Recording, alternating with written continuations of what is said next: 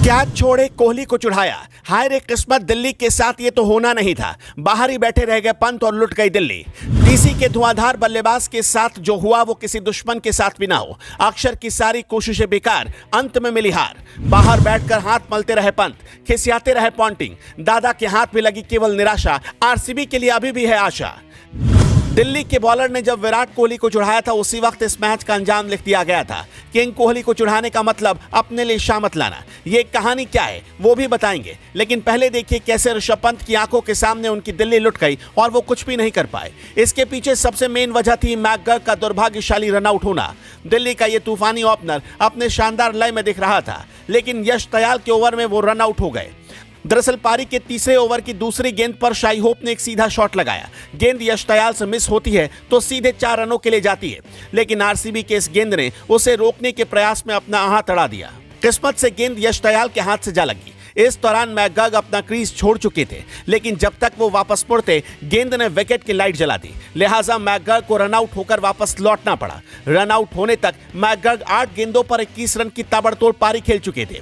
इस दौरान उन्होंने 2 चौके और 2 छक्के लगाए। इसे दिल्ली कैपिटल्स की बदकिस्मती ही कहेंगे कि मैकगर्क जैसा बल्लेबाज जो कि अपने विध्वंसक फॉर्म में हो वो इस तरह से आउट हो जाए। अपने घरेलू मैदान एम चिन्नास्वामी स्टेडियम पर आरसीबी ने दिल्ली कैपिटल्स को 47 रन से हरा दिया। इस हार के साथ ही दिल्ली के प्लेऑफ में पहुंचने की उम्मीद लगभग खत्म हो गई।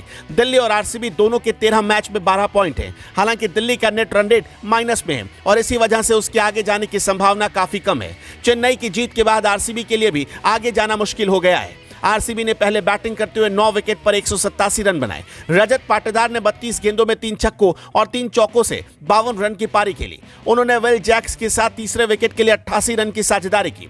जैक्स के बल्ले से 29 गेंदों में 41 रन निकले।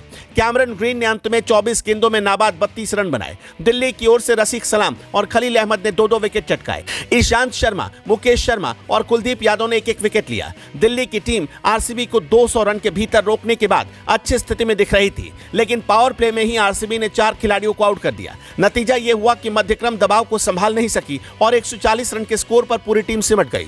इस जीत के साथ ही आरसीबी की टीम ने प्लेऑफ में पहुंचने की उम्मीदों को जिंदा रखा। अब देखना यह है कि क्या किसी तरीके से विराट कोहली की टीम प्लेऑफ में जगह बना पाती है या नहीं, क्योंकि आरसीबी ने अब लगातार 5 मैच जीत लिए हैं। वैसे उनके खिलाड़ी सोच रहे होंगे कि अगर शुरू में थोड़ा सा अच्छे से खेले होते तो हालत ऐसी नहीं होती, हालात बदले हुए होते और टीम पॉइंट टेबल पर ऊपर होती। Bureau report.